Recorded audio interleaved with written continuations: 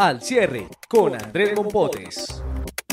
Saludos cordiales, hoy es jueves 25 de octubre de 2018, estamos listos ya en la sala de noticias del tiempo para grabar Al Cierre, el podcast con el cual ustedes saben analizamos las causas y las consecuencias de los temas más importantes del día. Y este día vamos a hablar de cuáles son las consecuencias luego de la decisión de la JEP de pedirle a Estados Unidos más pruebas en el caso Santrich. ¿Cuáles son los datos también que tienen en este momento preguntándose a los políticos por su imagen según la última encuesta Gallup? ¿Para dónde va el caso de Gustavo Petro luego de la decisión que habría tomado la Corte Constitucional? ¿Y qué se viene el fin de semana de Bogotá en relación con la Feria Internacional de Arte? Soy Andrés Mompotes, su director de Información del Tiempo. Comenzamos. La clave de las noticias. Y el tema clave del día es la decisión que hace unos minutos tomó la Justicia Especial para la Paz, los magistrados de la JEP, en relación con el caso Santrich. Recordemos que este ex jefe de la guerrilla desmovilizada está detenido por pruebas que según Estados Unidos ameritan una extradición, pruebas que según la justicia de ese país lo vinculan con el narcotráfico. La JEP tiene que decidir si eso que se cometió como delito ocurrió antes o después de la firma del proceso de paz. Y en ese proceso se tomó una decisión clave, pedirle más evidencias a Estados Unidos, lo cual ha generado internamente una controversia entre los magistrados. Estamos con Marisol Gómez, editora de Justicia del Tiempo. ¿Qué fue lo que pasó, Marisol? Pues mire, Andrés, efectivamente lo que dice la JEP es que la información que le remitió la Fiscalía sobre las pruebas sobre lo que probaría que Santrich estaba cometiendo concierto para delinquir, para enviar cocaína a Estados Unidos específicamente, no es suficiente. Entonces por eso le pide a la justicia de Estados Unidos, alegando de que las pruebas son lo único que les llevaría a no cometer una arbitrariedad, le pide a Estados Unidos las pruebas, los audios que comprometerían a Santrich y sobre los cuales Estados Unidos basó su solicitud de extradición. Se pone la misma JEP, se pone un plazo de 40 días para que Estados Unidos, para recibir la información de Estados Unidos. ¿Qué puede uno interpretar que pasa ahí, Andrés? Si efectivamente Estados Unidos remite pruebas, acepta remitir pruebas, que no tendría una obligación, pues ellos podrían evaluar y decir efectivamente si las pruebas son contundentes, inmediatamente la extradición de Santrich queda en manos de la Corte Suprema de Justicia de Colombia. Pero si Estados Unidos decide que no tiene por qué enviar esas pruebas, que hasta ahora eso no ha sido, digamos, como el antecedente, la JEP dice, nosotros vamos a tomar la decisión con base en lo que tenemos. Y uno que deduciría, Andrés, que si ellos consideran que las pruebas que tienen no son suficientes para determinar que el supuesto concierto para enviar cocaína a Estados Unidos se cometió antes del 1 de diciembre, pues eso libraría de la extradición a Santrich. Es muy novedoso lo que acaba de ocurrir, pero no solo por lo que usted nos comenta, sino también porque hubo magistrados que se separaron de la decisión y que tienen argumentos muy fuertes. ¿Qué pasó en eso? Sí, también, pues precisamente es bien interesante, Andrés, y que llama la atención que se haya visto una división en la sala del Tribunal para la Paz que tomó esta decisión de pedirle pruebas a Estados Unidos. Dos magistradas, mujeres además, una de ellas tiene un argumento bastante polémico que supongo yo que suscitó una fuerte discusión en la sala de revisión del Tribunal para la Paz, y es que ella dice que la sala, con su decisión de pedirle pruebas a Estados Unidos, está poniendo en duda la investigación de Estados Unidos y que por eso ella no está de acuerdo con esa decisión. Otra magistrada tiene argumentos más técnicos, pero en todo caso hay dos magistradas de la JEP que se apartan de la decisión de pedirle pruebas a Estados Unidos. Es decir, claramente se está mostrando que en la JEP no hay un pensamiento unificado, que hay discusiones fuertes como los que ocurren también en la justicia ordinaria, en fallos de la Corte Constitucional. Pero bueno, eso ya muestra otra cara de la Justicia Especial para la Paz. Y siguiendo con las consecuencias, este llamado a la justicia de Estados Unidos que se hace a través de la Cancillería, porque hay que generar una petición oficial de esas evidencias, ¿cuál podría ser? Un escenario hipotético. La justicia de Estados Unidos se declara autónoma y dice, yo no tengo por qué estar revelando mis pruebas a otro tipo de jurisdicción. Aquí hay un acuerdo, hay un pacto Tratado de extradición, ahí es un acuerdo realmente, y ese acuerdo no implica que yo tenga que revelar todas mis evidencias. Si eso sucede, ¿qué puede ocurrir?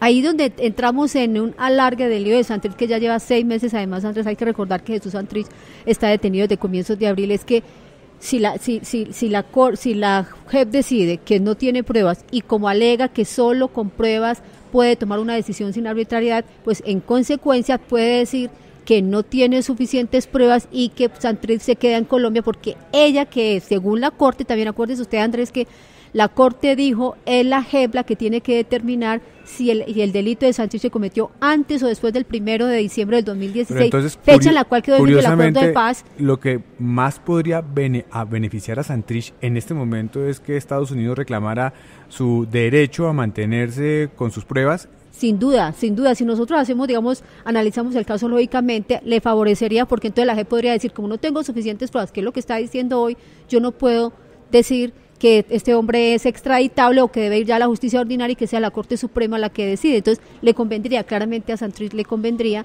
que Estados Unidos no contestara. Entonces este es un caso que sigue en el limbo hoy, después de 6 meses. Así es, Marisol, muchas gracias. Escucha los podcasts del Tiempo también en Spotify. La cifra del día.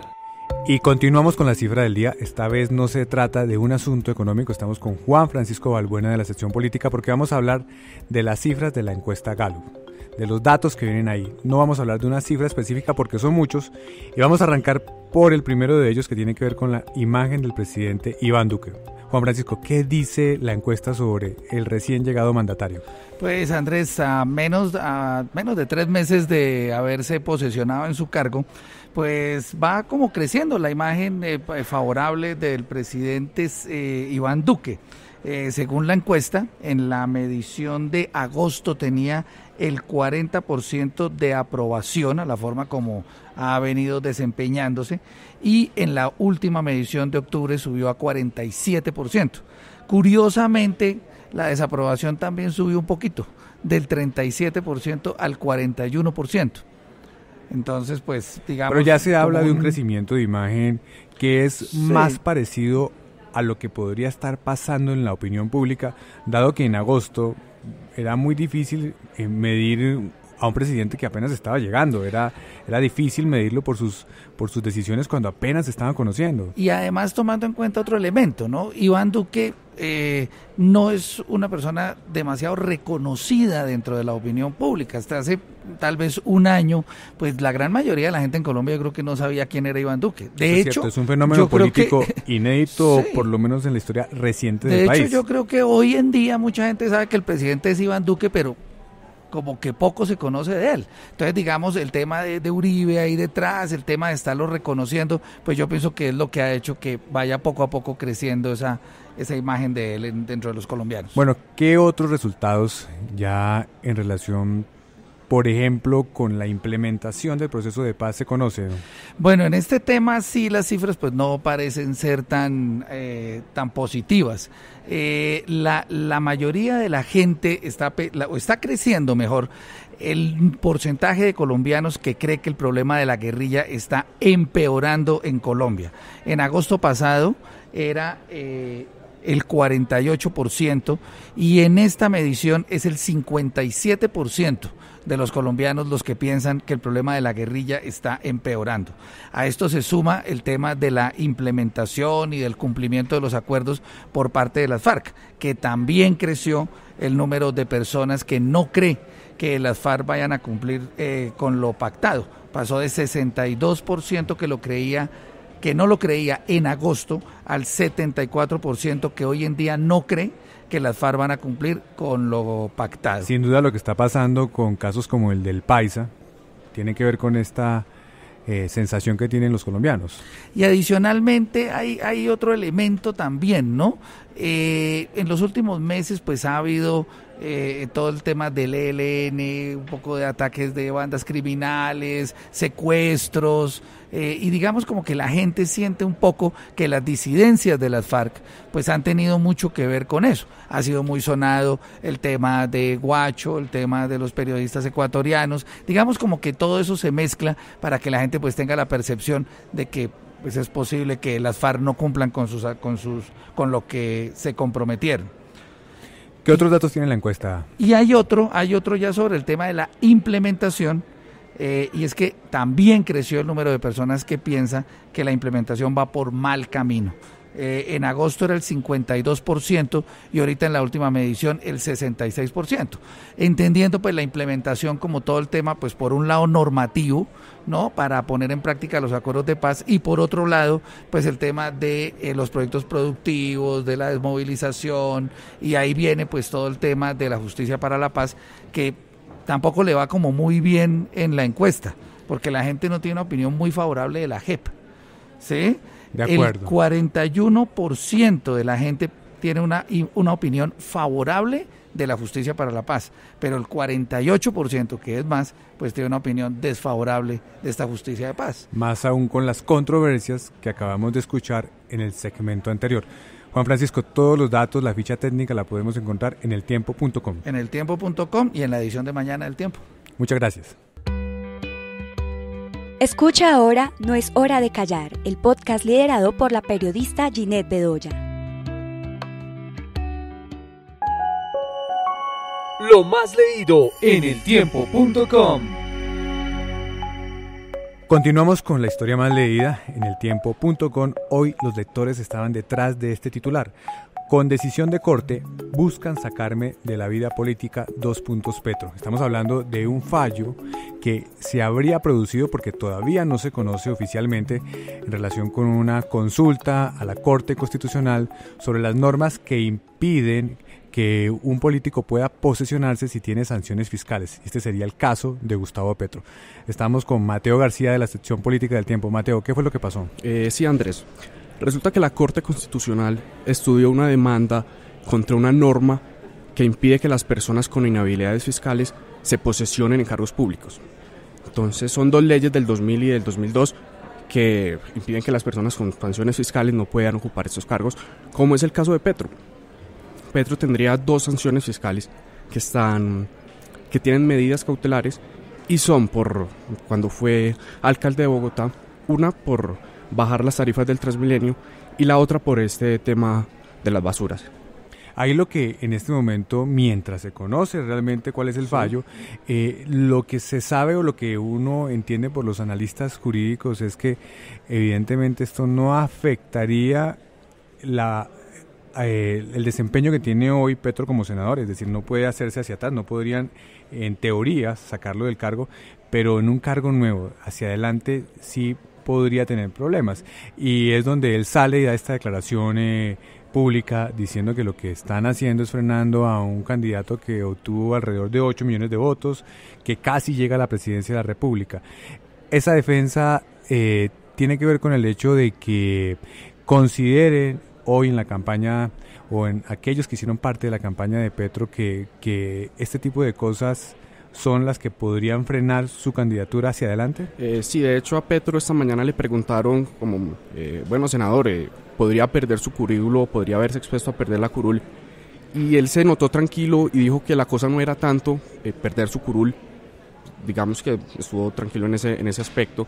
Dijo que aunque alguien podría hacerlo y podrían iniciar un proceso para que pierda su curul si a él le levantan estas sanciones fiscales que tiene, pero sí se refirió que es que el objetivo principal de esto, habla un poco de que la Corte se politizó, pero que el objetivo principal sería frenar una futura candidatura a la presidencia. Y él también menciona en esas declaraciones que habría una contradicción de la Corte porque en decisiones pasadas, en medidas cautelares, habría la intención de evitar que esto se convirtiera en una talanquera para políticos que estuvieran en esa situación. Sí, no, y de hecho, una de las defensas de Petro es que la Corte Interamericana de Derechos Humanos falló un caso similar contra Leopoldo López en Venezuela. Entonces Petro se cuestiona y dice que lo que está sucediendo es que la Corte Constitucional está yendo en contra del derecho interamericano. Entonces él dice como, bueno, nos estamos saliendo el país que está pasando se está yendo del derecho interamericano porque esta decisión podría afectar esas relaciones. Aunque no hay claridad jurídica en este momento, lo que uno sí podría concluir por ahora es que la consecuencia de esto es más política, porque vemos a un Petro fortalecido con un discurso que de alguna manera ha sido parte de su trayectoria política, y es el de no quieren que yo sea presidente. Siempre hay estructuras atravesándose en ese camino, y eso él lo capitaliza. Sí, de hecho, en la respuesta que dio dejó un poco como bueno, lo que pase con la curul no es tan grave. Lo que sí le parece grave a él es que lo inhabiliten para el, no sé, digamos 2022. Él aspira al 2022, entonces es la mayor preocupación de él, que no puede aspirar de nuevo a la presidencia. Sí. Habrá que esperar en todo caso a conocer de verdad qué dice la Corte y ahí sí sacar conclusiones definitivas. Mateo, muchas gracias. Lo que viene para su información.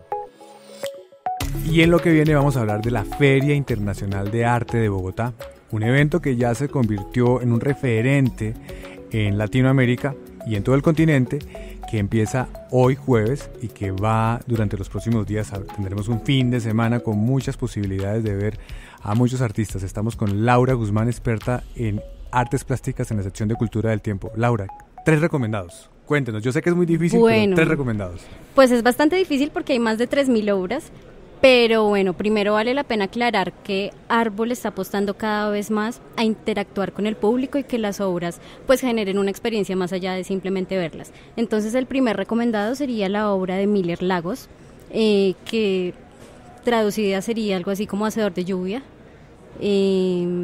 Consiste en una rueda de 5 metros y la gente puede caminar sobre ella. He visto imágenes ya de entonces, parece un pues juego, un juego es genial para la gente personas. Porque el movimiento al estar sobre la rueda hace que gire y que pues se genere la lluvia.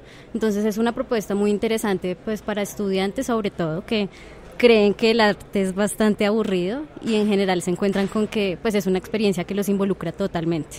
Como segunda opción, hay una obra que está en toda la entrada de Arbo y es de Carlos Cruz Diez, que es un venezolano pionero en el arte cinético. Entonces, pues se genera un juego en el que la gente puede entrar a la obra, es una especie de laberinto, hay muchos colores, entonces la gente también se siente parte de la obra. Y bueno, como tercera, pues creo que vale la pena destacar la obra de Jesús Abad Colorado. Claro, que acaba colega de ganarse nuestro que se ha ganado un respeto entre todos los colegas, además de los premios que tiene, y que es muy importante, pero entre nosotros tiene el respeto porque es uno de los fotógrafos que más ha documentado el dolor de la guerra que vivimos los colombianos, que todavía se vive en algunas zonas del país, pero que en los momentos más duros él fue capaz de retratar esa situación tan degradante a la cual la guerra lleva a los seres humanos. Así es, y presenta pues una muestra, una selección muy bonita, como parte de la galería del museo. Entonces vale la pena también acercarnos un poco pues a esto que ha sido nuestra historia. Y él también tiene un documental en relación con su trabajo que también por estos días se va a estar presentando. Pero a ver, ¿dónde, cómo y cuándo podemos ir a ver estas obras? Bueno, Arbo se está realizando en Corferias, en el Gran Salón de Corferias, hasta el 28 de octubre. Hay descuento para estudiantes, el precio general es de 32.000 pesos y los niños menores de 10 años tienen entrada pues gratuita. Cabe la pena pues resaltar que no solo es ir a ver obras, sino que hay un contenido académico importante para conocer qué está pasando con el arte, todo este mundo académico que hay detrás, que es bastante importante y vale la pena pues resaltarlo y conocerlo. La invito a que mañana vea la primera página del Tiempo porque hay una foto muy interesante sobre Arbo. Buenísimo, ¿no? Y que todo el mundo la vea porque es una propuesta bien interesante. Así es, Laura, muchas gracias. Nos despedimos y los invitamos para que nos escuchen en las plataformas de iTunes y Spotify. Los queremos otra vez con nosotros mañana aquí al finalizar la tarde en eltiempo.com. Feliz descanso.